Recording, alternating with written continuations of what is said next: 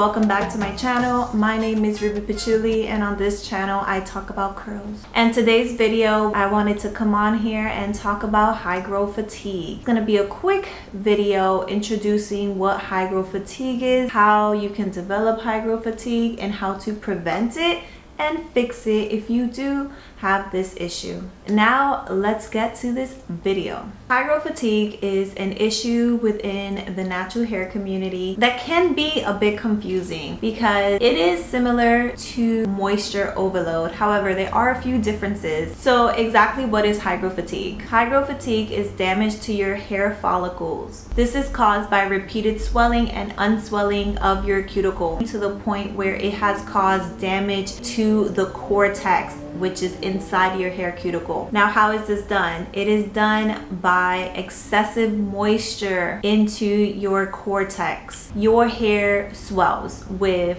the water and the moisture and whatever products you're putting in it.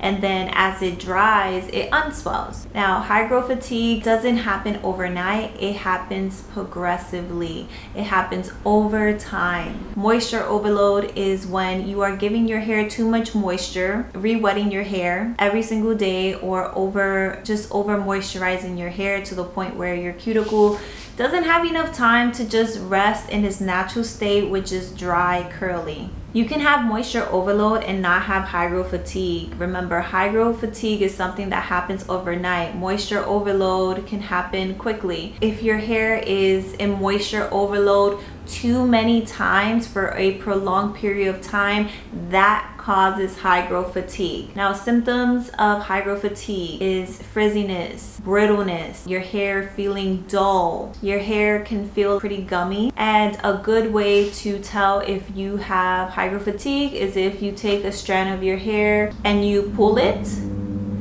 and it doesn't bounce back and it breaks off. Now, moisture overload does not mean that your hair is fried, is done, is damaged. There are things you can do to try and reverse the process. Hygral fatigue is when you cannot reverse the process, the damage is done. So some causes of hygral fatigue: over conditioning your hair, conditioning your hair for longer than you should be, longer than what the directions on the bottle say, conditioning your hair overnight, re-wetting your hair, not letting it dry, and then just tying it up. When you've already distinguished that you have hygral fatigue, there are some other fixes other than just cutting it off. The first important thing is you're gonna have to change your hair routine. You're gonna have to incorporate protein. You are also going to have to start incorporating pre-pooing into your routine as well. Now, once you have hygral fatigue, the damage cannot be undone, which is why many people will advise just to cut off the damaged parts.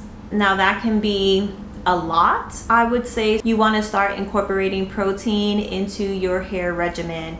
You want to make sure that you are using protein treatments, bond maintenance treatment. You can use Olaplex #3. You can use the Curlsmith bond repair treatment. You can also use the Afro G protein 2-step treatment. That's a very good protein treatment to incorporate. If I had hygral fatigue, the way that I would try and fix this, my hair regimen would consist of alternating pre-pooing and protein treatments every week. And what I mean by that is 1 week I will do a protein treatment before I wash my hair. The following week I will do an oil treatment, which is a pre-pooing treatment, before I wash my hair, and then I will alternate them week by week. Now, when it comes to my shampoo and conditioner, I want to find a shampoo and conditioner that has some protein in it and that is specifically to help strengthen the hair. And then when it comes to my styling products, I want to look for styling products that are geared towards high porosity hair.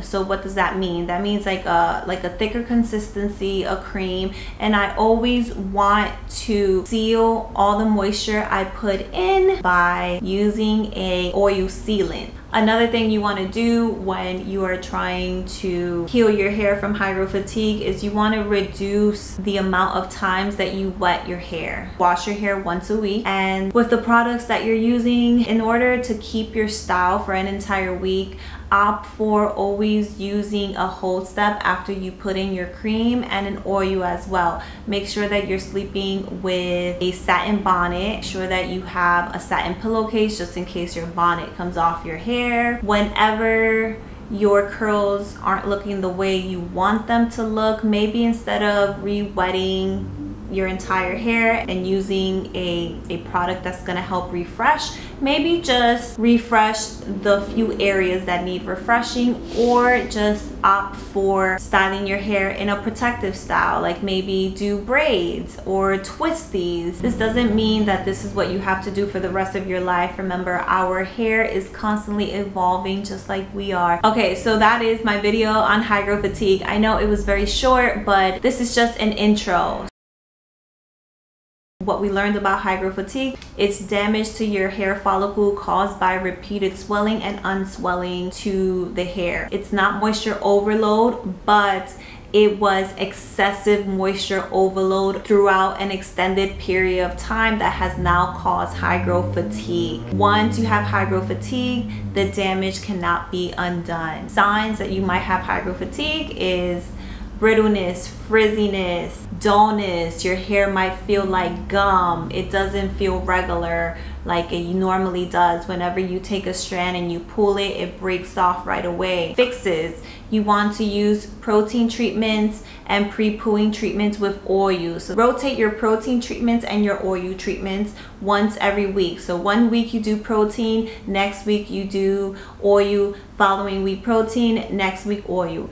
Swap out your shampoo and conditioners for ones that help with strengthening your hair, dry, damaged hair, ones that have protein in the ingredient list as well. When it comes to sleeping, make sure that you're sleeping with a silk bonnet and a silk pillowcase so that you can extend your wash day for a whole week, so you don't have to constantly re-wet and restyle your hair, because that will contribute to your hygral fatigue. And last but not least, protective styles, so that you don't have to worry about doing your hair all the time. I hope that this information helped. I hope that you learned something new. If you liked the video, please like. If you haven't yet, subscribe. If there is a topic that you would like to learn about, or you want me to go more in depth about hygral fatigue, leave a comment down below letting me know, and I will surely do so. Once again, this is Ruby Patchouli. Thank you so much for watching my video, and stay tuned for next week.